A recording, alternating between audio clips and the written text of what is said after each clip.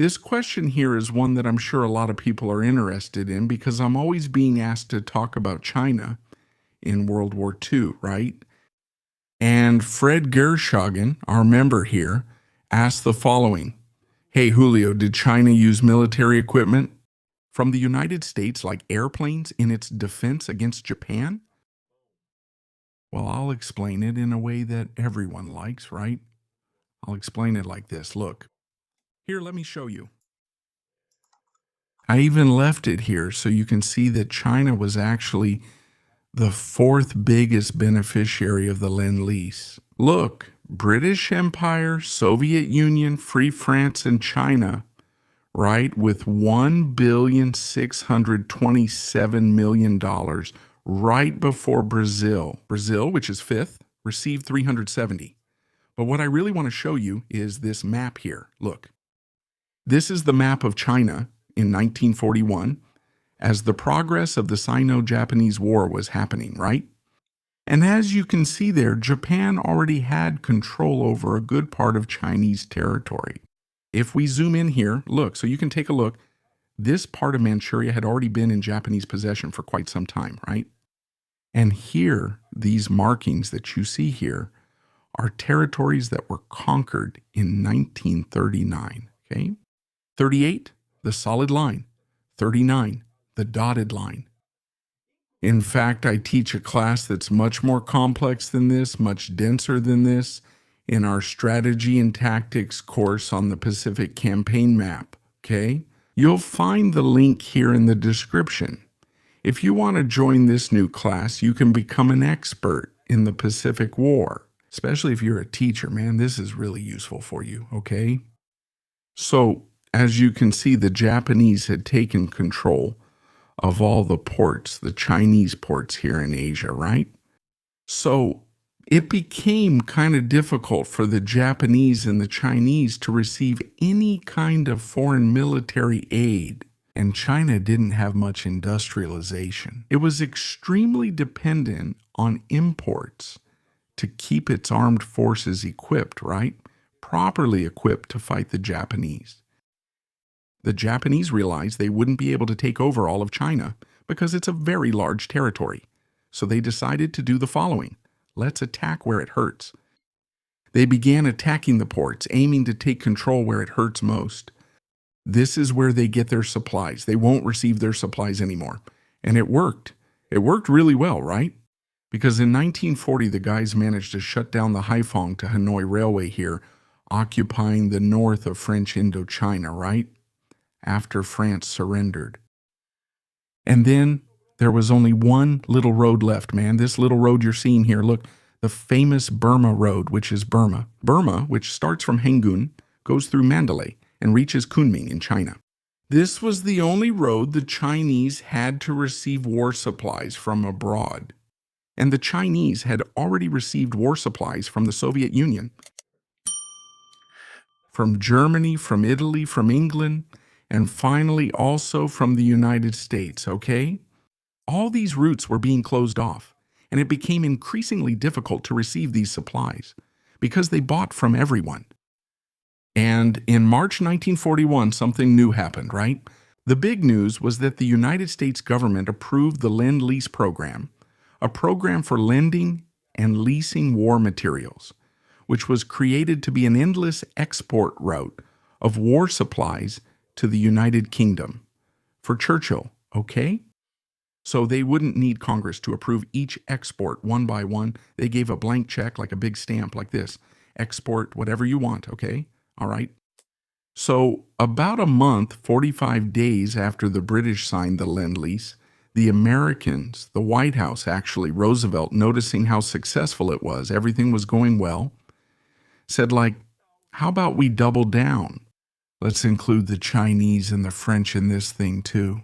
So at the end of April, beginning of May 1941, China signed the Lend-Lease with the Americans, man.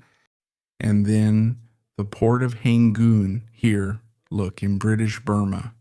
You can see it here, look, Yangon, man. Yangon became the only port capable of supplying all of China. The only one. Just imagine that. But there's a small problem, right? A small problem. Some shipments had already arrived in China and reached the interior of China here. They had already arrived in Burma and reached the interior of China here. What did these shipments include? Yeah, armored vehicles, right?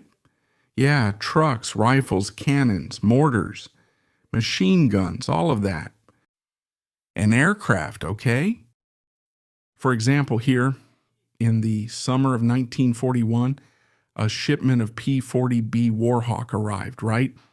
Curtis P-40, that fighter, with the shark mouth. This shipment was intended for the British.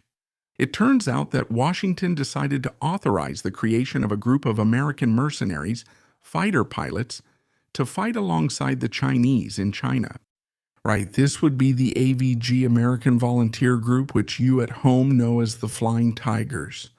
So Roosevelt had to negotiate with Churchill to transfer these P-40s, which were originally delivered to the British, to be diverted to the interior of China, to be turned into the Flying Tigers, which we know so well, right?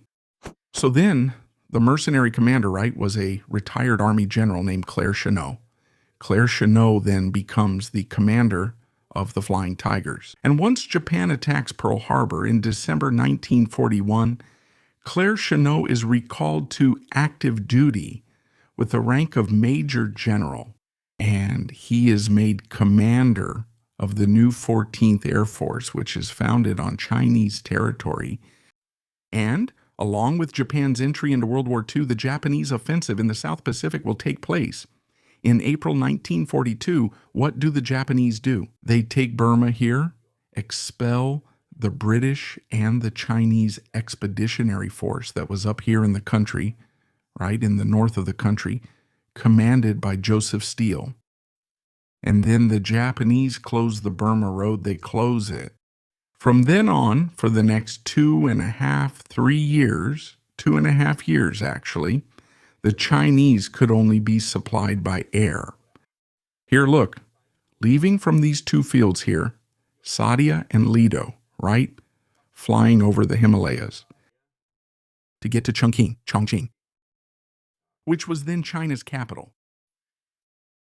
As you can see, all the supplies that were now being sent to China by air would arrive in Calcutta, India, and then go by rail to Ledo. From here in Ledo, the Americans started building a road called the Ledo Road to connect right here, the north of Burma, to the Burma Road, here at the border. See? The Burma Road here at the border. Therefore, the Allied efforts from 43 onward were made to liberate northern Burma. So you can see that although China benefited a lot from Lend-Lease throughout World War II, it didn't actually receive much. Why? Because the logistics of supplying China were unworkable, man. It wasn't easy to get there. It was very difficult.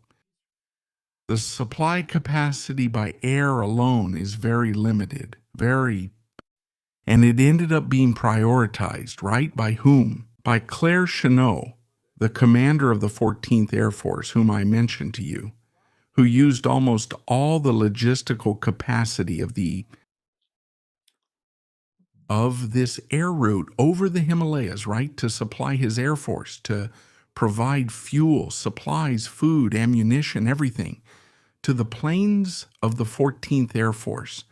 So really, there was almost nothing left for the Army in terms of supplies, okay? So what happened then?